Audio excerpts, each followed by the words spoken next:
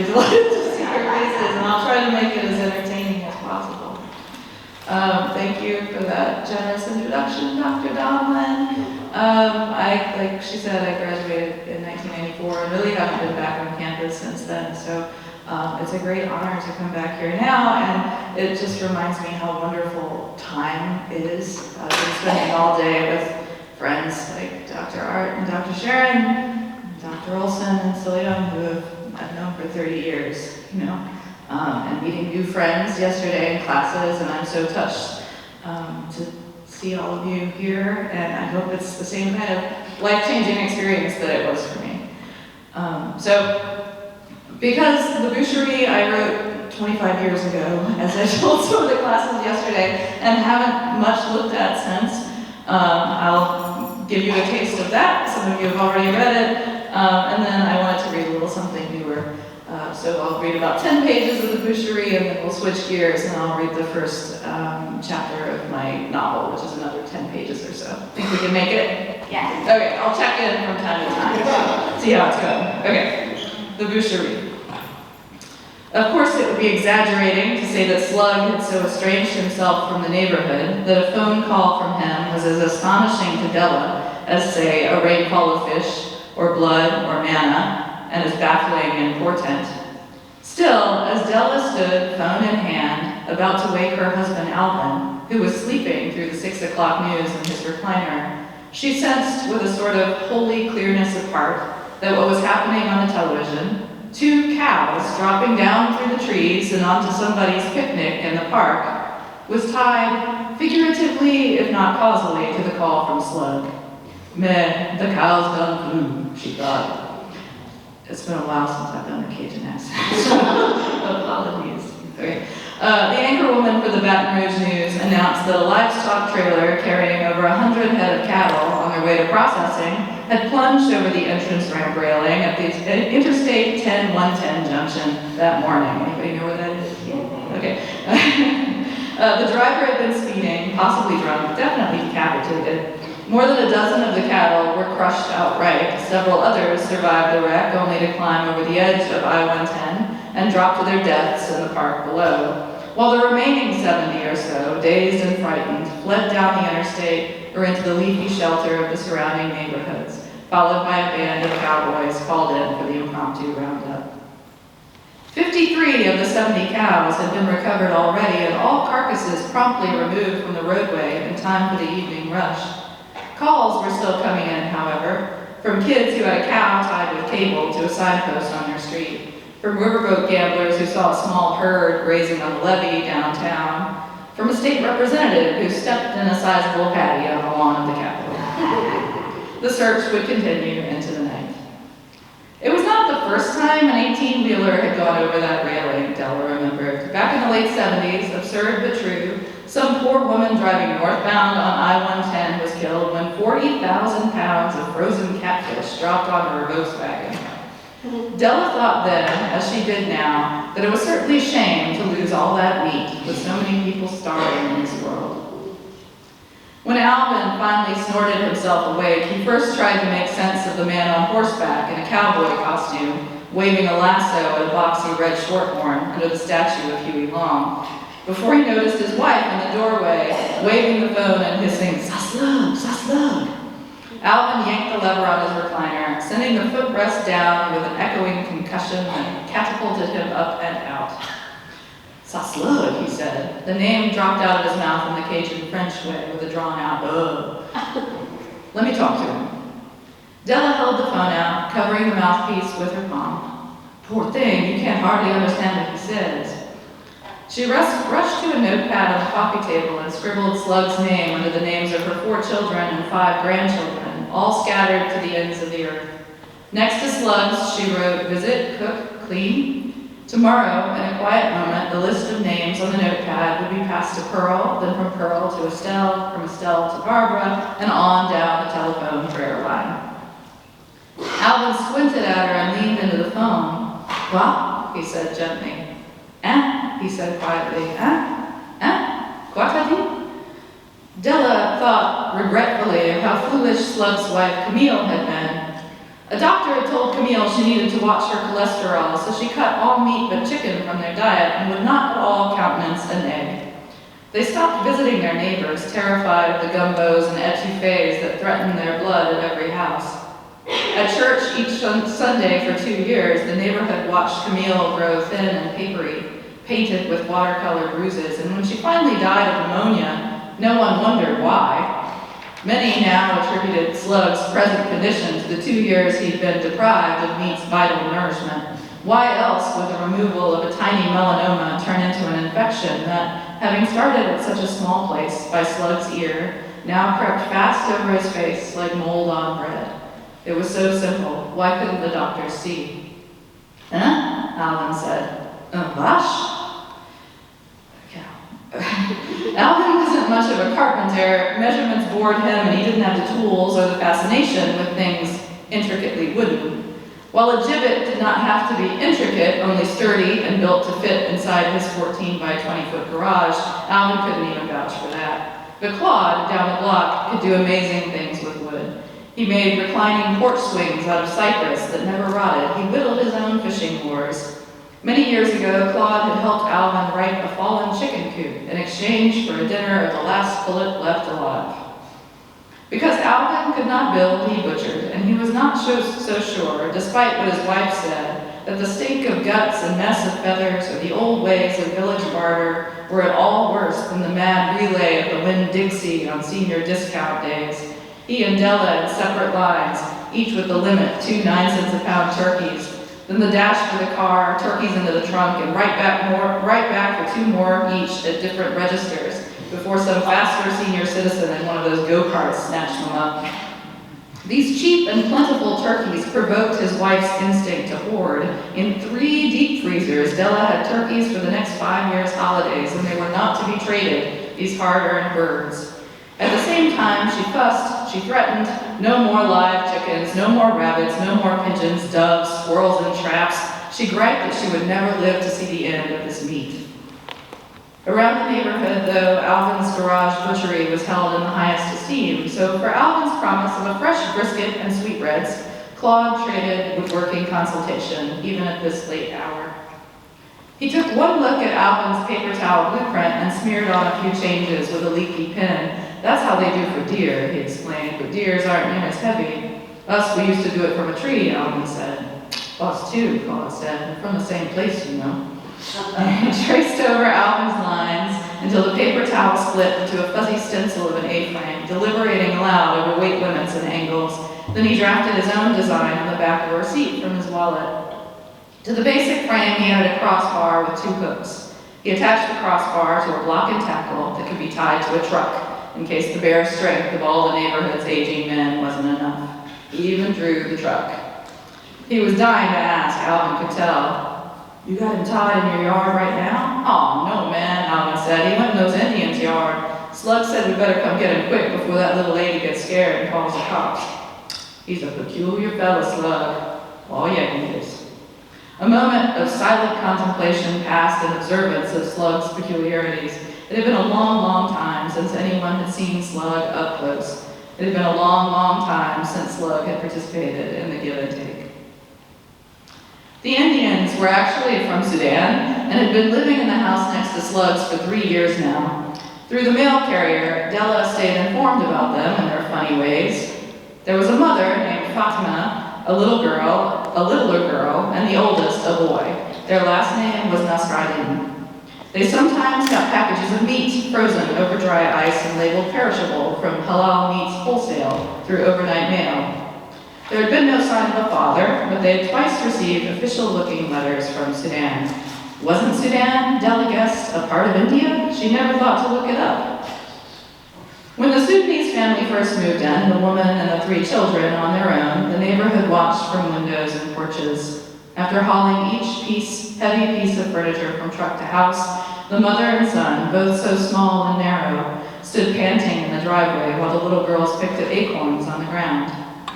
The neighborhood watched them survey the remaining pieces for the next lightest, putting off the inevitable 6-foot hideaway sofa, bulky and impossible as a bull.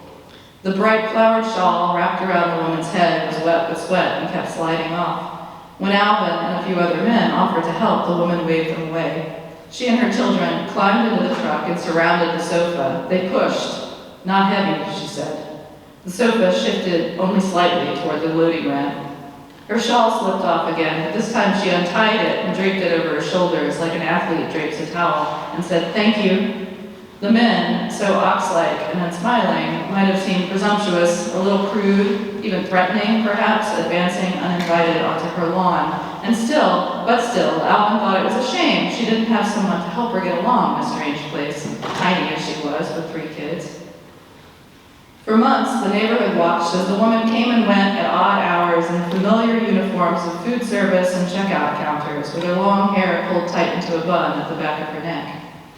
When they sometimes found her at the end of the line, bagging their turkeys and toilet paper or wrapping their hamburgers, the people of the neighborhood wanted to say something to her. If not welcome, then hello, maybe, or what do you need? But she would thank them and look away before they had decided, and then they would doubt that it was her at all, but perhaps one of the many other dark people whose faces, under fleeting scrutiny, looked, quite frankly, alike. The neighborhood watched when, a year later, the mother and son stood again on the lawn, this time with a garden hose and scrub brushes, washing splattered eggs off their windows and bricks. Much to the neighborhood's surprise, Slug emerged from his hermitage next door and cut down the deer skin that was strung like a lynching from the low branches of the Nasradin's oak tree. News of a bombing in a government building had goaded the restless college and high school boys who, for love of country and trouble, patrolled these neighborhoods in their pickups, rattling windows with speakers bigger than their engines and sometimes shouting, "Arabs, go home." Fatma's boy, for days afterward, lurked on the front porch with a baseball bat or lingered at the gate. He silently dared the white faces in every passing car. And when no one took his dare, he battered the now-exposed roots of the oak tree instead. By the end of the second year, the neighborhood had accepted the Sudanese and that they had lost interest in the family altogether. From time to time, Della still sent a prayer around for the woman Fatma and her 3 children. She knew the name Fatma only as the holy site of virginal apparitions somewhere off in Europe, Italy or France maybe. To Della, that a brown woman could be so named was another sign that all the world's people more or less worshiped the same God. When she called Claude's wife, Pearl, to deliver the prayer list, Della said, "They just like us, the Indians. They love Mary and Jesus, same as us," Pearl said, "I don't think they're the same." Last year, when Alvin slaughtered the last of his rabbits, Della put in a busy morning of head smashing and fur scraping and sent him around the neighborhood, a gut-wrenching summer Santa with a bag full of carcasses and orders to visit the Indians. Alvin knocked at Slug's door first, encouraged by the blue television light flashing on the curtains. A shadow moved across the room and he knocked again. He waited, knocked, prepared himself for the shock of Slug's disfigured face, should the door finally open, but it never did. When he rang the bell at the Nasradin house, all at once he heard many bare feet running on linoleum. A dense uneasiness pressed on the door from the inside, but here too the door stayed shut. Alvin thought maybe he could just leave a rabbit on the front steps. As he was fishing in a bag for a nice big one, the chain clattered, the door opened. The woman, Fatima, swathed in a purple cloth that dragged the floor, said, "You're bleeding." There were splatters of blood on Alvin's coveralls, and though he'd washed his hands, red on his elbows. "No, ma'am, I brought you a rabbit." Fatima shook her head. She smiled and waved him inside her house. The shy little girl's eyes wide and wet peeked around her purple cloth. "I raised rabbits. Me and my wife, we can't use them all." Alvin tried, so I give them away. Behind his mother, the boy, about 13 by then, leaned against the wall dressed in tight yellow sweatpants and a red t-shirt. He'd grown since Alvin had first seen him out on the lawn, shoving hopelessly at furniture. His shoulders were wide, his chest thick, he was almost as tall as any man. He grinned a wicked grin at Alvin and said to his little sisters, "Do you want a bunny?" "No, no," Fatima said, and shook her head so vigorously that long fuzzy hair exploded out of its bun. She blurted Arabic at her son, but he only smirked. "No," she said to Alvin. "It's cleaned and skinned, fresh," Alvin said. He reached into his bag again, yearning to prove they were pretty rabbits, but Fatima swung her purple cloth around and scurried to the kitchen. The 2 big-eyed girls were marooned. They drew closer together. Over her shoulder, Fatma communicated something to the boy in what sounded to Alvin like angry coughs. She says we can't eat that meat, that's what she said. It's clean, Alvin said. Y'all won't eat meat, maybe? We eat meat, the boy said. His eyes took in and then avoided the blood on Alvin's coveralls. That's what she said to tell you. Alvin was deciding whether or not he should be offended when Fatima returned, her purple cloth pinched into a sack in front of her. Thank you, she said. She jutted her chin at Alvin's bag. Open, she said. He did. She stood over it and let the cloth drop, dumping several pounds of candy over rabbit. Thank you, she said. Thank you, Alvin said. Sorry, we cannot eat, she said. Stay for tea. No, thank you. Come for tea, thank you. Tell your wife, Fatima said, smiling, thanking, waving, closing the door. Alvin stopped on the sidewalk and dug a caramel out of the bag. He unwrapped it thoughtfully, popped it into his mouth, and continued down the block, wondering what in the world people eat, if not meat. How are y'all doing? Should I keep going with that or move on? Okay. All right, so some time passes. They gather the cow from the backyard. They convince Fatima that they will be part of this process to butcher the cow, and she tells them that she can only do it if her son kills the cow in a halal fashion. So that's where we are. In the World Book Encyclopedia, copyright 1955, that they bought for the children, volume by volume, for $10 purchase from the grocery store, Alvin read that Sudan is the largest of all African countries, and its capital, a town called Khartoum, sits on the banks of the Nile, like Baton Rouge sits on the Mississippi. There is a north and there is a south. The north has cities and deserts. The south has swamps and mosquitoes and months of nothing but rain. These people are poor. Some parts of the year they starve, even though certain tribes hoard millions of cattle, sheep, goats, and camels for social prestige and because there just aren't enough trucks to haul them. The people are Muslim. There are some Christians, though, in the south who have been Christian longer than the French have been Christians, longer than the French have been French. How about that? There are some who believe in spirits, water spirits, tree spirits. The Muslims are moving in on them. When boys become men in Sudan, Alvin read, when they kill an enemy, their backs and arms and faces are cut in stripes of scars. A picture shows a young man in a white gown and turban with 3 dark hatch marks across his cheeks. Alvin's eyes gave out just before the section on the history of ancient Nubia. He closed the encyclopedia, he closed his eyes and saw Fatima and her little girls with distended naked bellies propped up by walking sticks. Sand spun around them like sleet, or maybe there was no sand. Maybe their bare feet were sinking into an island of mud and swamp grass. Mosquitoes and deer flies swirled around them like slow sand. They were part of a circle of many people, Arabs and Africans, and some lean-looking and dusty white people. In the center of the circle, a black man, shriveled, desiccated by sand or mosquitoes, held Fatima's boy by the shoulders. The boy, Khalid, faced his mother and sisters. Alvin saw Khalid's wide back, bisected by the skinny and dark line of the man. The man withdrew a straight-bladed knife from the tool belt thong that hung cockeyed on his hip. One smooth stroke across Khalid's shoulders and blood swelled and overflowed. While the circle of men and women and children hooted and laughed, Khalid was perfectly still. Alvin wished he could see the boy's face. He seemed so very young. Alvin went to the garage and opened the long, flat wooden case where he kept his butchering tackle. He surveyed the contents: fillet knife, boning knife, a cleaver as heavy as a hatchet, a carver, a simple and gently curved butcher knife. None of these would slice through a cow's thick neck. Not neatly, not painlessly. The cut would have to be smooth, straight, decisive. The boy's hand would have to be steady. Not one of them could handle a thrashing cow.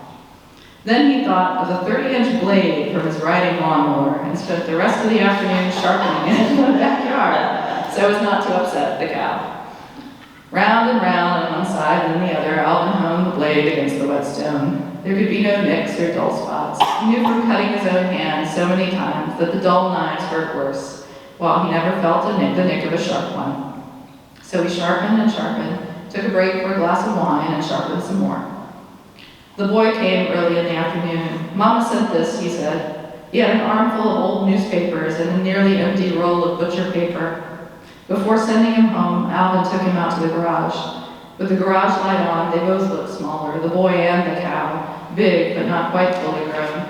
Maybe they could handle her. Maybe the boy could handle her. He had thick arms, and she really seemed to be a placid cow. The cow pissed loud as a rainstorm on the concrete floor, and Khaled jumped back from her. She almost splashed me, he said. Then he said, gross, and the word sounded silly and even more American, dressed up in the boy's lilting accent. Alvin had heard his grandchildren say it hundreds of times about ponce and chicken livers and the orange-yellow fat of crawfish tails, among other things. It was a silly word in any case. That's gross, yeah, Alvin said. I'll hose it off tomorrow. Come here, boy. He handed Khaled the lawnmower blade to make him understand. You remember that blood on my arms, huh? You think you could do that, what your mama wants? Khaled balanced the blade on his flattened palms with his fingers stretched back away from the edge. He looked incredulously at Alvin. You know she was joking, the boy said. They don't do this in Sudan. So I'm going to stop there. Are you guys doing okay? Can you handle a little bit more? Okay. This is the opening chapter from my novel. It's called Chenier Disparu, Louisiana, 1893. And since it's the opening chapter, I don't think I need to give you any information. It's in short, it's about a hurricane that wiped out this community in that year. The inhabitants of Chenier Disparu had a reputation for sloppy living. They ate whatever, married whomever. On Sundays, they sometimes went to see or danced or gambled. Too lazy, it was said, to go up the bayou for wood, they had cut down the protective oak trees on their barrier island, cleared a path for gulf winds and storm surge. They were the French-speaking descendants of the rollicking, fickle Acadians expelled from New France more than a century before, and also, as legend had it, of Caribbean pirates who had hidden themselves in the shifting mazes of the saltwater marsh that surrounded Chenier Disparu. They had given the wooden ridge its name. It was a place for lost men, disappeared men, or those who wanted to be. In any case, the proclivity for piracy lived on in some. In hard years, Noe Terrebonne, the great-great-grandson of Acadian exiles, would enter into deals with Li Shang, the Chinese proprietor of a shrimp-drying platform on Bayou Andre, in the marsh northwest of Chenier Disparu. For a sum impressive to a fisherman, Noe Terrebonne and his oldest sons would sail their lugger, a 40-foot vessel made for the shallower waters of home, by dead reckoning into the Gulf to meet a ship bound to New Orleans. They would take on cargo from this ship, barrels that they would stow in the hold among the hills of oysters or shrimp, padded all around with damp palmetto leaves to keep them cool. In these barrels, men and women from China, the Philippines. And once, when his son cried out the approach of inspectors, Noe Terrebonne was only a good enough man to think first of his wife and children, of his sons on the boat with him, who would also bear the consequences should they be found out. He did as Li Shang had told him. He and his boys, hugged between them, one barrel at a time, apologized in French through the air holes they had drilled in the sides, and ignoring as best they could the muffled panic, the thudding and scratching, they heaved the barrels overboard into the Gulf. He had not seen their faces, had not passed a single word through those barrel staves until the end, and he never spoke of it again, but his sons did, much later, as though it had happened to someone else. Through the generations, Noe's descendants would never forget what Noe's sons would never forget. The meek and sickening glug, glug, glug, glug, as water swallowed man and barrel both. The mundane details of October 1st, 1893 were mostly forgotten in the storytelling, eclipsed by the doomful storm, except that the weather was decidedly unstrange. How could the skies, a gentle morning rain, and so lovely an afternoon, fail to warn them in the ways it normally warned them? How could no command come from on high to build an ark, to gather their animals and loved ones? Early there was a north wind and an unremarkable drizzle. Let's say that after shrimping the shallows of Baie des Acadiens, Noe spent the morning selling his haul to Li Shang on Bayou Andre. Li Shang was not only a smuggler of human cargo. The son of a Cantonese fisherman, he had been swept up in the tide of young men who crossed the Pacific for the promise of gold in California. And when white miners drove him from his claim, he took up the profession of his forefathers, fishing the waters of Monterey Bay and sun-drying the catch to ship back across the ocean in barrels. And when European fishermen drove him from that livelihood too, he went east to New Orleans, The Civil War was over by then, and on down the Mississippi River to the place where it forked into Bayou Pelerin, and on through the twisting waterways beyond, through cypress-shaded freshwater swamp, and finally into the treeless, brackish, and saltwater marshes to the southwest. 80 miles from New Orleans as the Pelican flies, but so much longer by boat. There, Lishan used what he knew to build his empire on stilts, a village of his own. Thatched shacks and a general store raced on pilings above the grassy marshland. For each shack, a dock, boats coming and going, and at the center of it all, a wooden platform, 4 feet above the marsh, as wide and deep as a 3-acre plot of land, laden with fragrant pink shrimp drying in the sun, raked and tended by men and women Lishan had recruited or gotten drunk enough in New Orleans or brought over himself. Lishan, like Noé, was 60-some-odd years old, a patriarch. Together, these 2 men stood under the awning of the general store and watched Noé's boys move shrimp from the hold of the lugger into baskets on the wharf. The rain had stopped and the tide was going out fast, pushed back into the Gulf by the wind. Out on the wobbling platform, the workers fanned out and dragged away the oiled tarps that had laid over the shrimp to keep off the rain. They slipped on the slick bodies and shells. The workers on the platform were Asian, black, Homa, a few destitute Frenchmen. Which of these men arrived here in barrels hidden on Noé's own boat? Whose wives or brothers had he drowned? He negotiated with Lishan, who paced the wharf and shouted at the workers in a pidgin mix of French, English, and Cantonese. Noé Tarabon had picked up some Cantonese himself, and the 2 men had between them now a vocabulary adequate for the exchange of shrimp, the smuggling of men, the prediction of weather. Lishan took Noé's elbow, looked north across the platform and the shimmering, bowing cord grass of the marsh beyond the village he had built and peopled and in which he was king. He waved a hand at the green golden glow on the horizon, the certain end of his bout of weather. Maybe, he said, it'll be a fine day by afternoon. By the time Noé and his sons were back home and had moored the boat to their wharf on the narrow pass that separated Chenir Disparu from the mainland, the last low clouds at the front hung over the Gulf. Noé's wife had been to Mass that morning with the younger children, and now they were home again. Noé helped his sons gather up the sand nets, and the 3 of them went around back of the house, where they would drape the nets over the corral fence to dry. Noé's horse huddled against the work shed. One of Noé's younger boys stood on a ladder under the orange tree, plucking fruit from the branches and chucking them to the ground, scattering the chickens. A flock of gulls made a fuss overhead, and Noé's son, afraid of birds, ducked and cringed every time one swooped low over the tree. Go on, he shouted, and waved an arm, wobbled the ladder. Noé and his sons looked up at the sky to watch 5 pelicans fly northward over the pass, away from the Gulf. Silent and purposeful, the pelicans cut through the chaos of gulls and glided on into the marsh. The gulls hovered over Noé's house, indecisive. They circled the church tower just to the west. Their calls joined for a while with the 9 bright peals of the noontime angelus. Finally, they too disappeared into the marsh. At twilight, the bell began to toll again, erratic, like a spoon pinging the sides of a coffee cup. It hung tinny above the steady roar of the wind that had risen as Noé's wife was laying out dinner. The younger sons were in their attic room, the oldest out somewhere, wooing the Cormier girl or playing cards with her brothers when a stronger gust slapped the house. Dishes rattled in the cupboards. Another gust hit the southern wall, and there was a crash of something. A tree limb flew hard into the steep slope of the roof, then clattered down, scraping against the shingles. Off in the distance, the church bell chimed one wavering note. It was silent, chimed another. Noé's wife called her children down from the attic, wrapped them in blankets, and made them huddle under the table. Noé said it's too late to leave. But he went out anyway, leaned and pushed into the gale until he could see the waves rise up from the dark water and crash against the shore. The wharf was swallowed completely, and his lugger, careening, listed so far to starboard he could see the bare plane of the deck.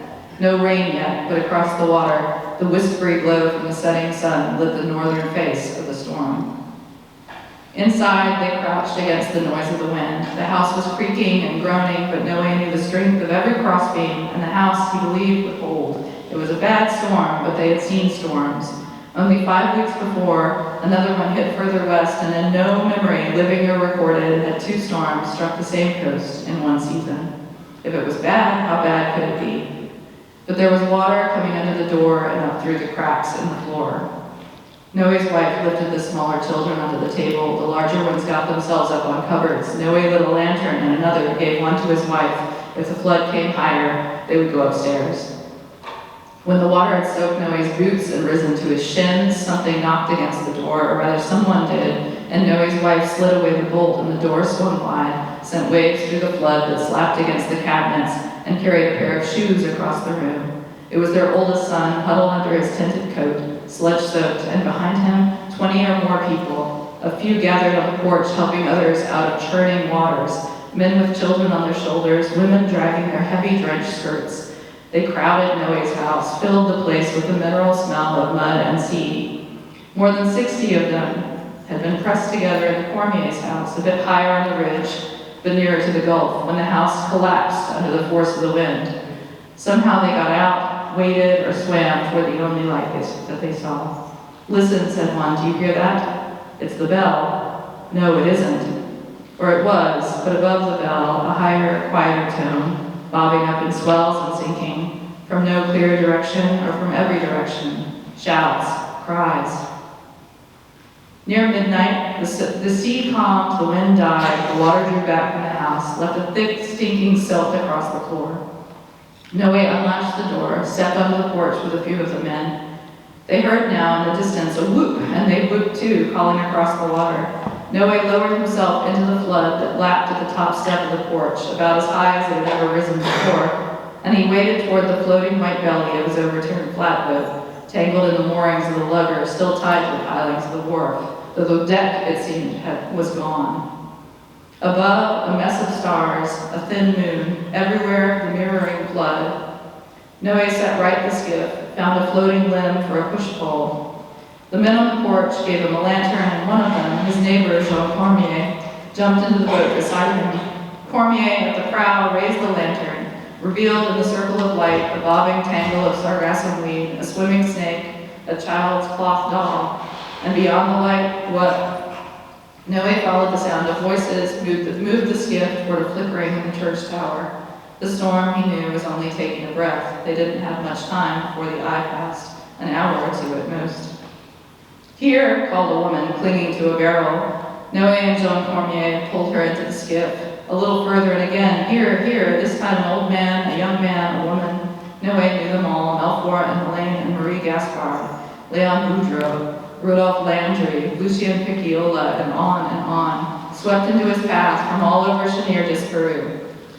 He took them one by one into the boat until the boat was full, then he ferried them to his teeming house and went back out for more. They were near the church when the wind returned, now from the west, and set the bell to ringing again.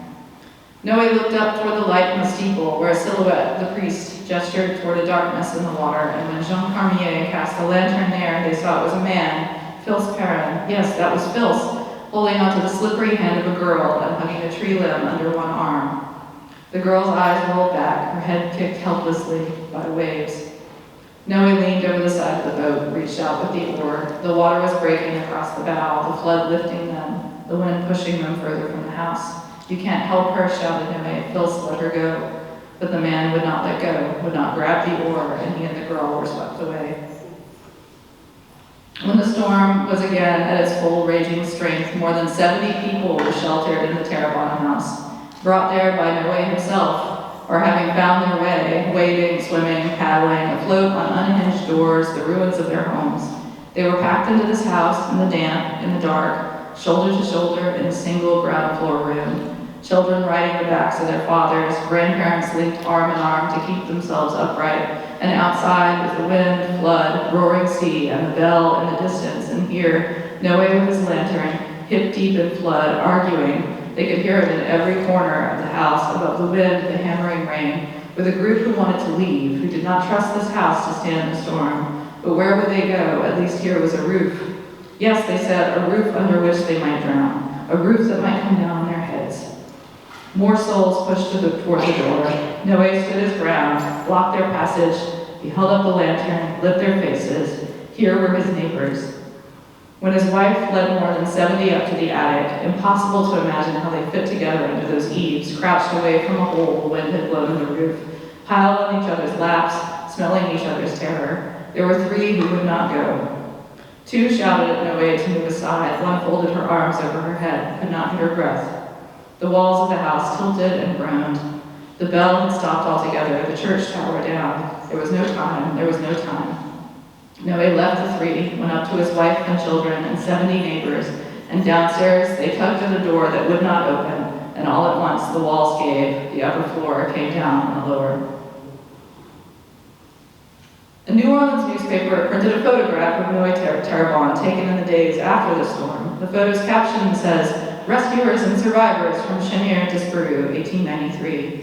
It's clear who's rescuer and who's survivor. The men are gathered at a great plank of a table on the deck of a boat, a much bigger outfit than Noe's lugger, one of the steamboats surely that came down from New Orleans, loaded with food, clothes, ice, and from the Board of Health, sacks of lime to scatter over the dead.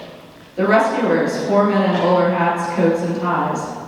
One of them stands with fists on hips, listens, the mouth under his mustache and a pucker of yes, yes, I see, to a seated man, another rescuer.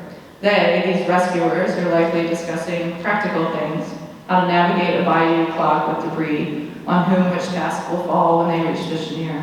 A survivor consults or simply listens, or doesn't listen but looks on.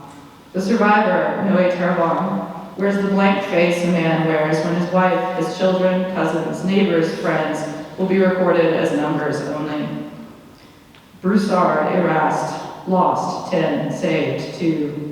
Cormier, Jean, lost, 2, saved, 4. Terrebonne, Noe, lost, 0, saved, 7. Or no, the look on his face is exhaustion, but he's alive, he's gone for and brought back help.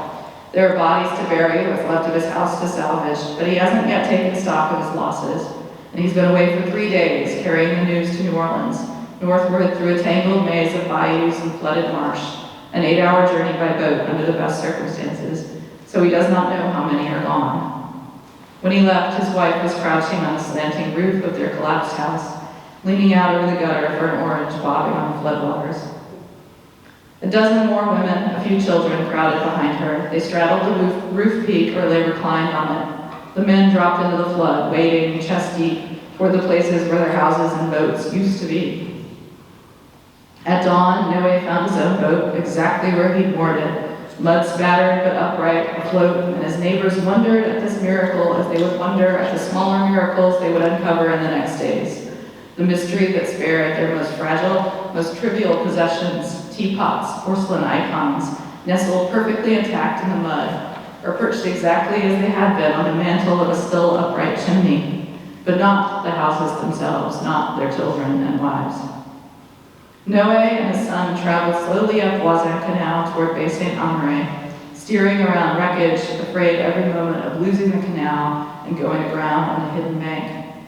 Noe's son perched on the bow and called out directions to his father around fallen trees, upturned boats, drowned cattle. In the near distance, on a dry ridge just above the waterline, they saw Erast Broussard and his boy beneath a bare oak tree looking up. The man raised his arms to a figure in the branches, a woman whose head drooped, hair loose, wet, falling across her face, her breasts. She was naked, her pale arms and legs not clutching, but limp, caught. Broussard turned on his boy, swung an open hand into the boy's ear. The boy staggered and fell into the mud. "Don't look at her," he shouted. He raised his fist to the 2 men passing in the boat. "Don't look at her, you son of a bitch." Pardon me. Okay. Broussard, a decent man by all accounts, generous with his neighbors, welcoming to strangers, had lost everyone and everything but this boy, the daughter in the tree, his wife, his elderly parents, and 6 more children besides. Meanwhile, Noe, by some miracle or blessing or accident of fate, had lost none. It wasn't a question of deserving. On Bayou Andre, where Lishan's village had been, nothing. Just water, the tips of reeds, a floating mat of palmetto thatching that might have been someone's roof. How swiftly and utterly a flood will erase a man's guilt, or at least the tokens of it. Thank you.